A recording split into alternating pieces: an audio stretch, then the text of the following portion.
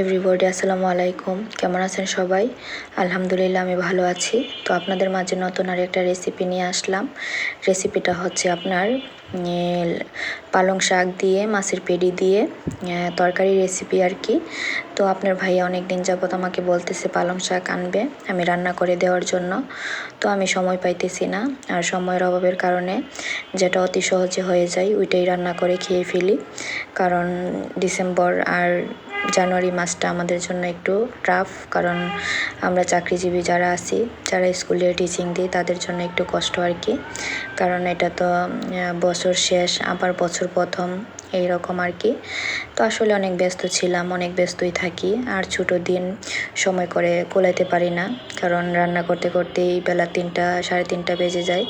খাবার দাবার খেতে খেতে প্রায় 4টার উপরে চলে যায়। তো আমি খাবারটা লেট করে খেতে পারি না, বিশেষ করে আমার 2টার ভিতরে খাবারটা রান্নাটা কমপ্লিট হলে 2:30টার ভিতরে খেয়ে ফেলতে হয়, কারণ আমি খাবার একটু গ্যাসের সমস্যা আছে, সেজন্য আমি খাবারটা লেট করে খেতে পারি না। আর বিশেষ করে আমি খাবারটা টাইমলি খাওয়াই পছন্দ করি। আর মানে আবিজাবি কিছু খাওয়া মোটামুটি পছন্দ করি বলতে মোটামুটি আর কি, তেমন অপছন্দও করি না এরকম আর কি।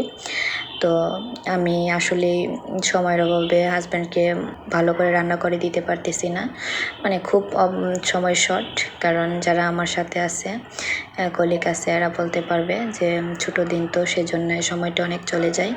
আর যারা চাকরি করে তাদের জন্য একটু বেশি সমস্যা হয়ে যায় ছোটো দিনটা, কারণ রান্না বান্না সংসার চাকরি সব কিছু মিলিয়ে সময়টা গুছিয়ে আনা যায় না। আর যখন বড়দিন আসে তখন তো মনে হয় যে একটু ভালোই কাটে। তো আসলে বিশেষ করে ডিসেম্বর মাসটা একটু বেশি প্যারা গেছে। তো জানুয়ারি মাস শুরু হয়ে গেছে, আপনার ক্লাস শুরু হয়ে গেছে বাচ্চাদের, এখন একটু সময় হয়তো পেতে পারি। আর জানুয়ারি মাস চলে গেলে তো মোটামুটি দিনটা বড় হয়ে যাবে। তো আপনাদের সাথে কথা বলতেছি, আমার তরকারি রেসিপির কথাই বলা হয় নাই। তো প্রথমে আমি পেঁয়াজ কুচিগুলো বেজে নিলাম, বেজে নিয়ে তারপরে আমি একে একে মশলাগুলো দিয়ে দিলাম, দিয়ে হালকা একটু পানি দিলাম, পানি দিয়ে মশলাটা একটু কষিয়ে নিলাম।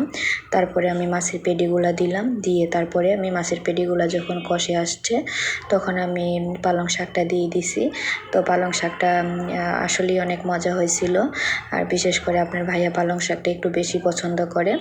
তারপরে আমি একসাথে এটাকে নাড়াচাড়া করে নিচ্ছি, নাড়াচাড়া করে এটাকে হালকা একটু জল দিব, দিয়ে ভালো করে গাঢ় হয়ে যখন তরকারিটা আসবে তখন আমি এটাকে ধনিয়া পাতা দিয়ে নামিয়ে নিব, কারণ ধনিয়া পাতা ছাড়া তো তরকারি খাওয়া যায় না। আর বিশেষ করে আমরা ওদিন গুদিন 12 মাসই আপনার তরকারি খাই, আমি বাঙালি ভাষায় বলে ফেললাম। আর ওদিন গুদিন 12 মাস সবাই বলেন কি না আমরা জানি না, কিন্তু আসলে আমি বলে অভ্যস্ত, তো সেজন্য বলে ফেললাম আর কি। তো আসলে তরকারি যখন আপনি শাক সবজি খাবেন তখন কিন্তু এটার টেস্ট আলাদা থাকে, আবার আপনি যখন এই মাছ মাংস খাবেন এটার টেস্ট থাকে আলাদা। তো বিশেষ করে আপনার ভাইয়া মাছ মাংসটাও পছন্দ করে, কিছু সবজি আছে পছন্দ করে, তো ওনার পছন্দ অনুযায়ী মাঝে মাঝে রান্না করে দেওয়া হয় আর কি। তো আমার ভিডিওটা যদি দেখেন, ফাইনাল রেসিপি আমার চলে আসতেছে।